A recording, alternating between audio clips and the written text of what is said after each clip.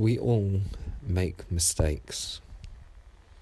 Unequivocally, we all make mistakes.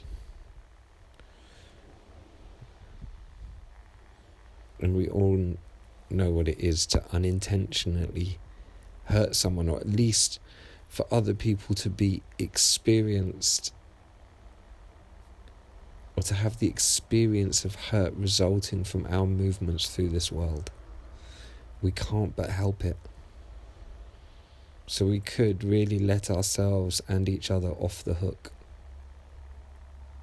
And if we could really step into this now moment, this wow moment, we could just completely let go of the recriminations for everything that has been done, and just get on with the beauty of the now moment.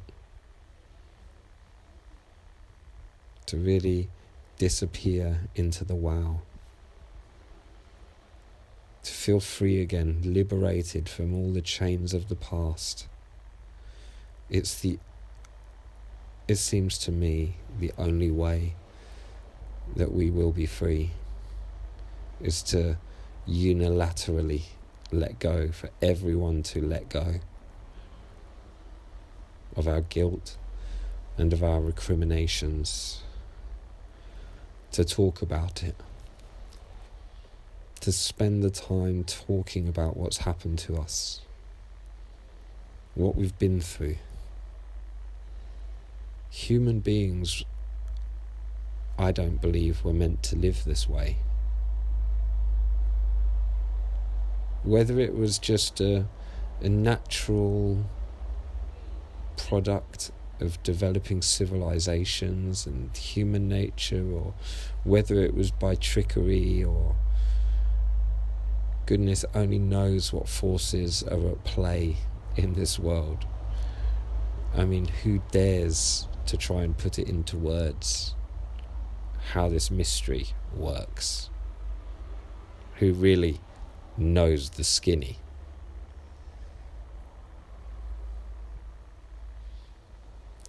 Because the darkest truth and the greatest truth is that there are no conspiracies, or there is no ultimate conspiracy, because there are so many conspiracies, everyone conspiring with each other.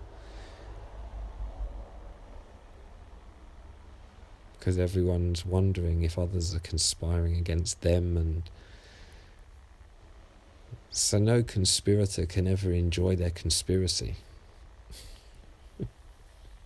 Because they're always worried that other people are conspiring against them.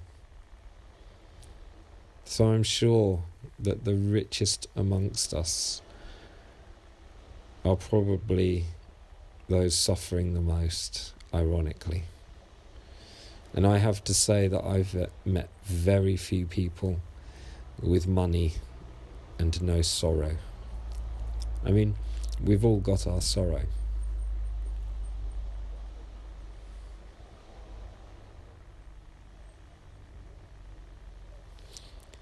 But yes, it's rare that one meets a rich person who really knows how to enjoy life at all.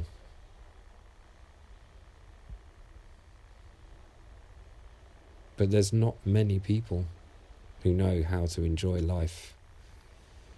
Like to really just make it an act of play and exuberance and fun and exploration and meaningful connection, and like all of those things are totally ours for the taking. Mote it be.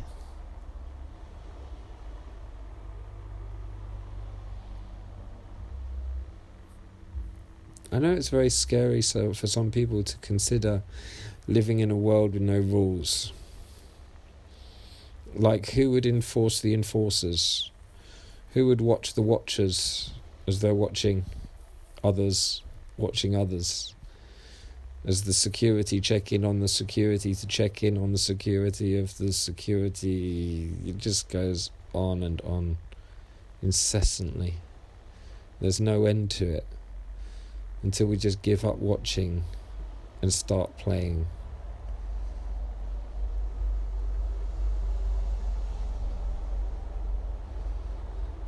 Why watch someone play football when you could play football? Why watch someone have sex when you could have sex? Why watch someone make food when you could make food? Why watch someone play sport when you could play sport? Why watch someone play a game when you could play? Why watch someone draw a pen when you could draw? Why watch someone travel when you could? Why watch someone? It just goes on and on. God, imagine a life where massage and grooming just became a relaxed part of your life. People stroking your hair or taking a moment just to rub your neck and shoulders or stroke your hand.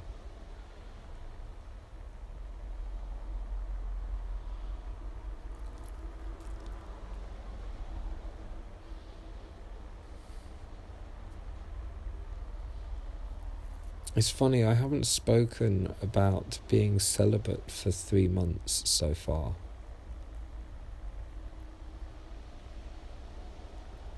It's a profound thing.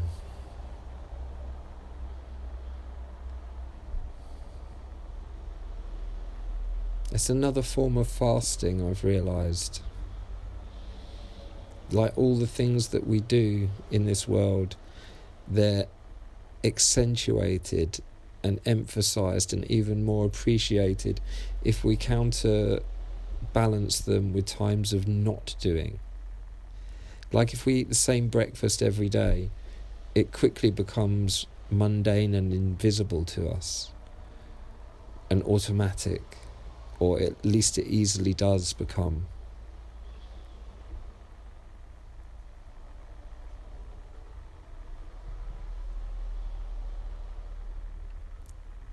I mean, those practicing mindfulness will be enjoying that every moment. I know that I don't always.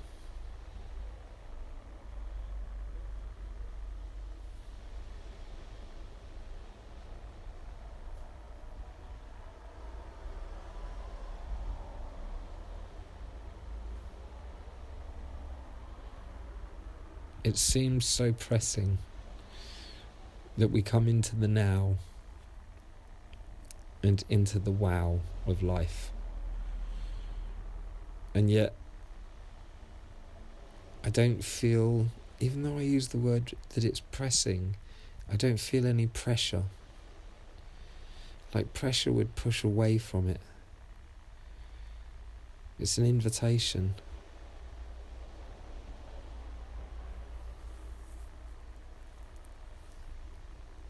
It's like being invited out for a cup of tea or to a party. It's like, oh, do I want to go to a party? Well, you might not be in the mood.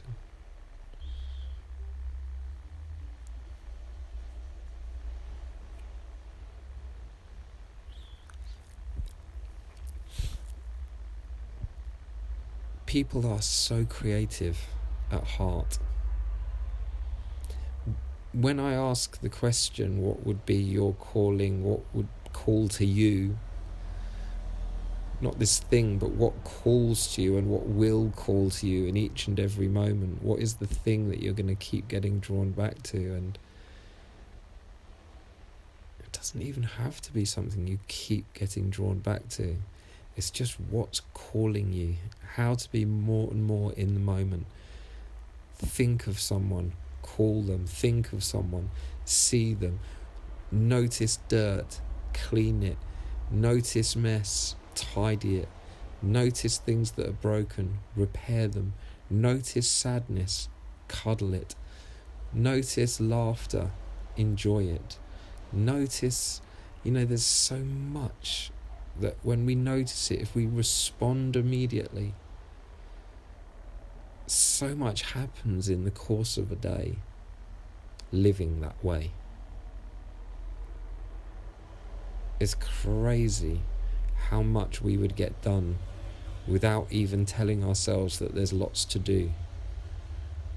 When we follow our intuition and what we're drawn to doing, the self-organizing genius of this organism that we could refer to as humanity. But really it's life on this planet, because every kind of life is interrelated and integrated into one giant ecosystem organism. We don't live on planet Earth, we are part of planet Earth. We are one of its constituent factors, like all the bacteria and every other living thing. And that does basically mean everything, because everything is alive. Everything. Even those things that appear dead are slowly vibrating, resonating with this electromagnetic charge that passes through all of existence. As we float through these fields of energy and somehow manage to interpret those frequencies into this now moment, into this here and now that is being experienced by my body, by your body, by each one of us, separately and individually, and yet together. Inseparably unified, and yet irresistibly individual. It's a bizarre and beautiful mystery. It's ironic, it doesn't make any sense. It doesn't make any sense that we could all stop working and live bountiful lives.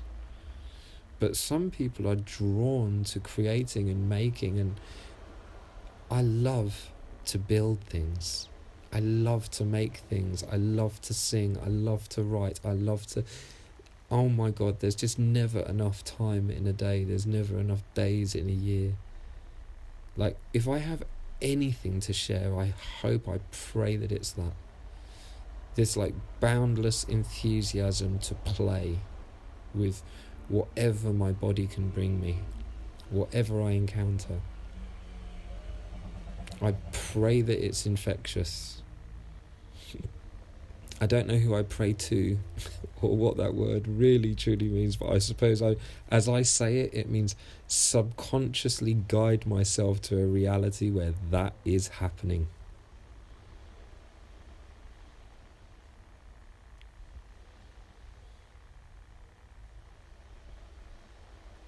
Maybe it is happening right here, right now.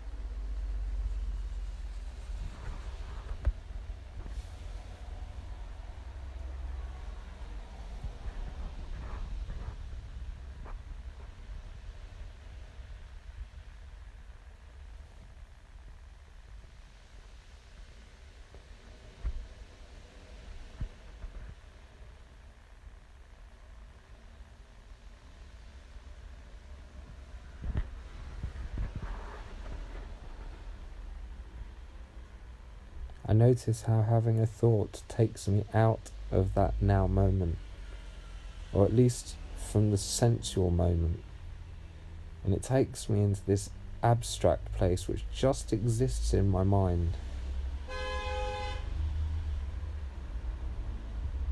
I'm not persuaded that either one is right or wrong. I can accept that world of idea being in my mind, being in my fantasies, and not being in my body.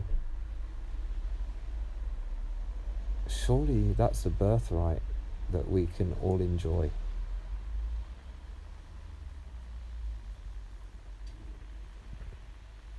To be able to sit quietly in your thoughts and disappear somewhere else entirely. and to be able to do that undisturbed or without having to feel embarrassed about it or make excuses for it. You know, I've often thought that the whole idea of meditation as generally taught has been, it's incredible how something so simple can be massively overcomplicated.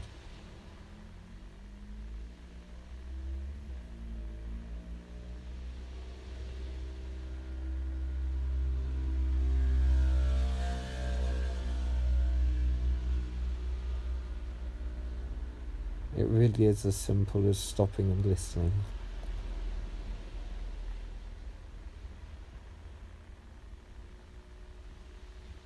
Being aware for a moment, or just being aware for as long as it lasts. And then for me, still enjoying it when it doesn't.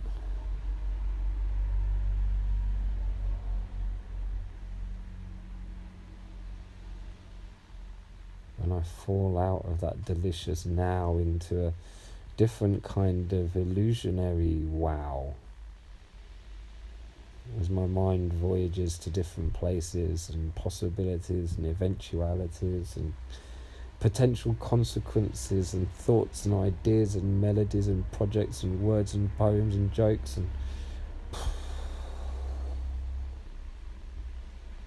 there is so much to enjoy in being bored. Boredom is the doorway to a new life. If you're just willing to engage the body and not just the mind. To engage the body and not just the mind. Not to just visualize doing Tai Chi or going for a run or making a song, but to actually do it. To engage the body and not just the mind. Because one thing's for sure is the body will not endure, no matter what people may say. The body will not endure indefinitely. But that is beautiful. Its fleeting nature is the joy of its existence. Whilst we have these bodies, no matter what state they are in, enjoy to the limit of your capacity to do so. Enjoy to the limit of your capacity to do so. This present moment, this now, this wow, this information that's pouring in through your senses. Every cell and atom and string and antenna interpreting the electromagnetic signals in what seems like an infinite now, a giant electromagnetic soup that we get to experience from where we are here and now.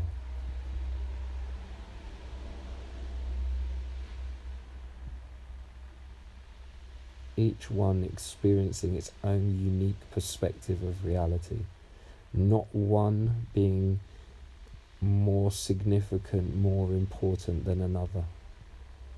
Each one of us tiny droplets of God in an ocean, witnessing itself from the inside. The experience of God and the experience of spirit and soul and the beauty of life has been masked by religion and all sorts of practices that manage to get in the way of the simplistic, the simple beauty of life, when you really behold the mystery of it in total awe. That moment of total absorption, where all thought is extinguished.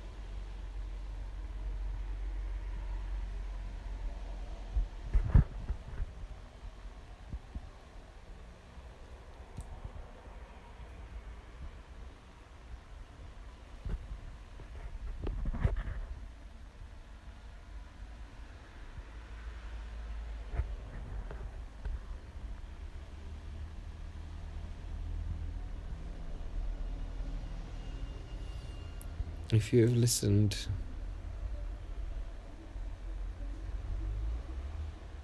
and I really want to thank you for sharing this moment with me now. It's so crazy to think that your now is in the future. And my now, this now, will have been in the past by the time that you listen to it. And yet still, it's the ever-present now. You know, I fell in love with Alan Watts, which is partly what gave me the confidence to just speak.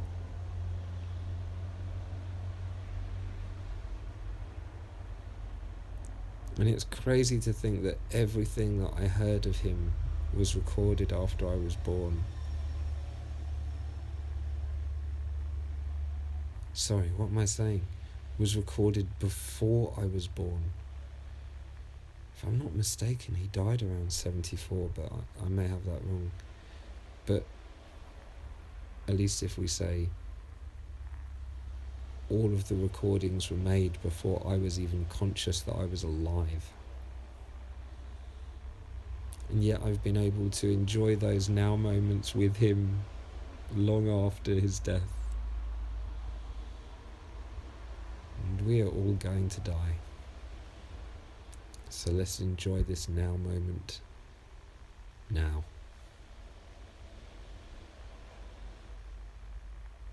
I mean, I'm really getting into the wow more and more every day.